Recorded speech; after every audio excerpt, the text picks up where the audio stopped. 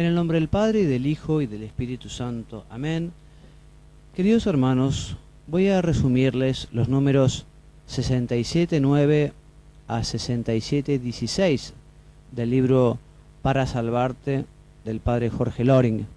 Se trata del envío número 23 del curso Teología para Todos y el último capítulo, la última parte, sobre el quinto mandamiento de la ley de Dios. En el número 67.9, el Padre Jorge comienza hablando de la eutanasia. Nos dice que no solo está prohibido quitarse la vida, sino también acortarla directamente, como sucede en la eutanasia. Esta palabra etimológicamente tiene su origen en el griego, significa buena muerte, muerte apacible, muerte sin dolor, pero actualmente el significado real de la eutanasia es provocar directamente la muerte por procedimientos médicos a enfermos terminales para liberarles a ellos del sufrimiento y a los demás de la carga que suponen. Es un pecado grave, lo hemos dicho, que puede realizarse por acción o por omisión, causando directamente la muerte de aquella persona terminal o dejando de darle los medios necesarios y fundamentales para su vida, como por ejemplo la alimentación. Y si efectivamente se tiene intención de causar la muerte para eliminar el dolor, estamos ante este pecado, estamos ante este delito. Se llama eutanasia eugenésica a la que elimina a los deformes, a los deficientes mentales, y se llama eutanasia económica a los que elimina a los viejos, a los inválidos, a los dementes. El Papa Juan Pablo II, en este documento, en esta que les hablaba, en la encíclica Evangelium Vitae, nos dice que la eutanasia es una grave violación a la ley de Dios, porque nadie tiene derecho a arrogarse un derecho que es solo de Dios, el de quitar la vida. Nosotros no somos propietarios de nuestra vida ni de los demás. Entre paréntesis decimos que el deseo de dejar de sufrir es algo bueno y es algo totalmente humano, pero hay que hacerlo por medios lícitos. Hoy por hoy, la terapia antidolora que dispone la medicina hace que prácticamente no existan sufrimientos insoportables. Por eso hay que buscar la forma de que el enfermo no sufra. Pero se trata justamente de eliminar el sufrimiento, no al ser humano.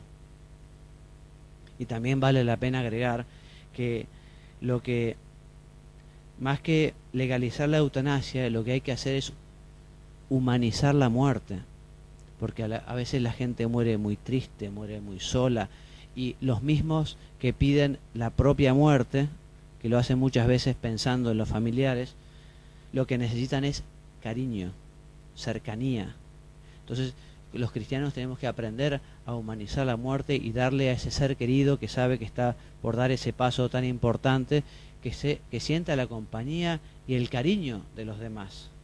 Por eso también la Iglesia enseña que cuando estamos ante un enfermo terminal, un enfermo que ya no tiene ningún tipo de posibilidad de curación, no hay que ensañarse. Hay que evitar ese ensañamiento terapéutico. O sea, no tiene sentido poner medios desproporcionados.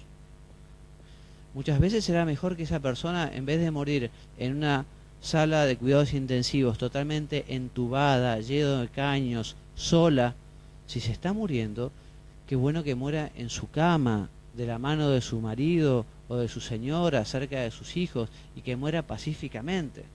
O sea, no hay obligación de poner medios desproporcionados. Sí hay obligación de poner los medios normales.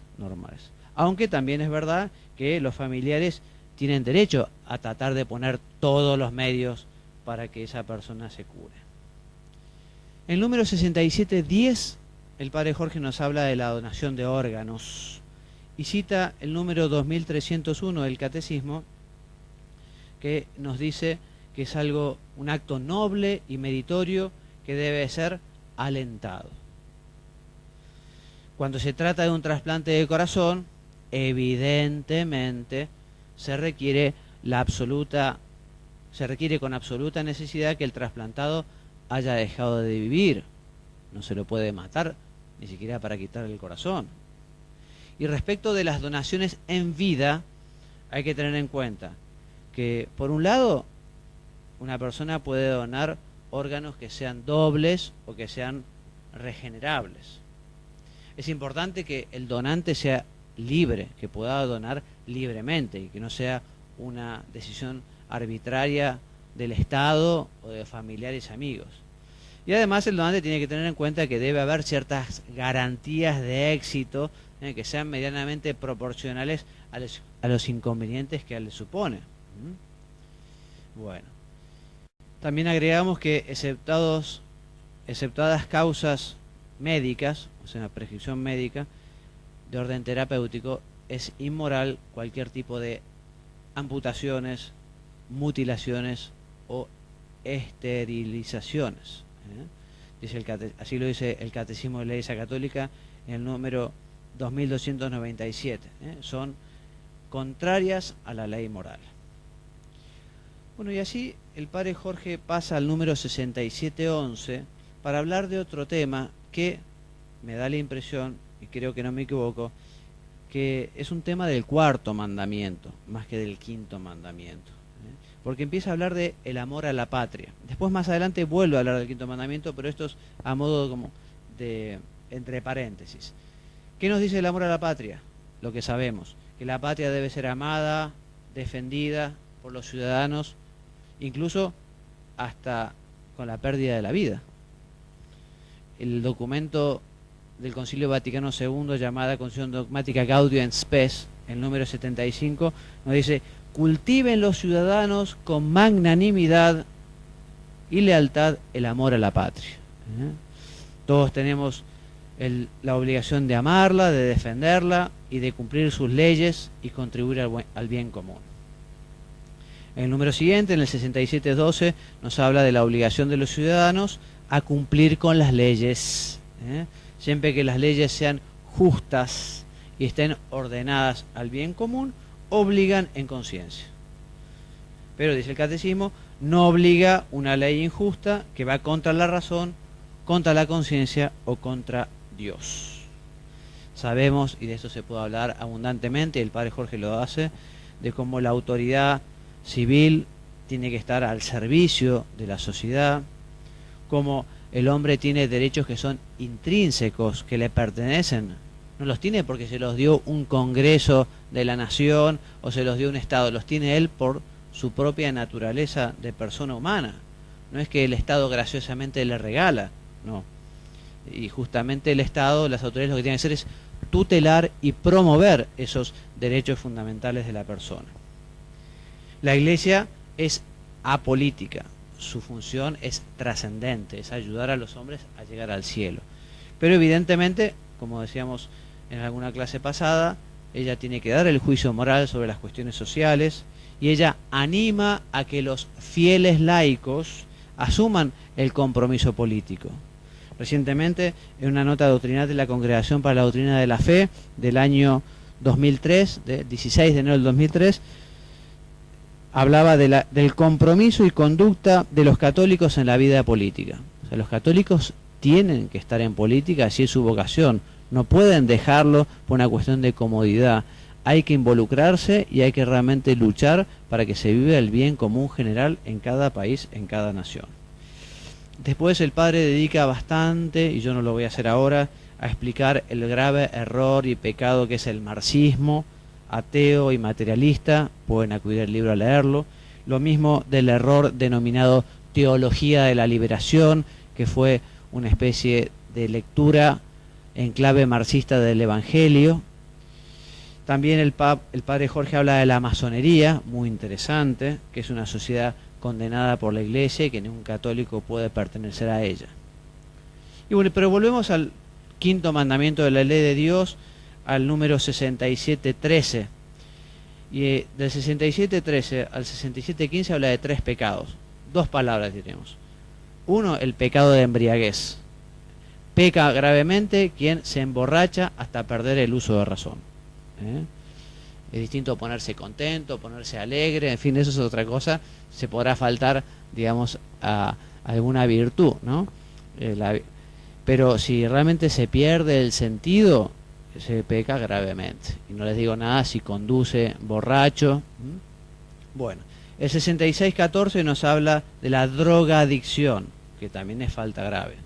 Y mucho más grave, evidentemente, es el que trafica. Los grandes traficantes tienen una responsabilidad tremenda por el daño que se ha hecho a las personas y a la sociedad.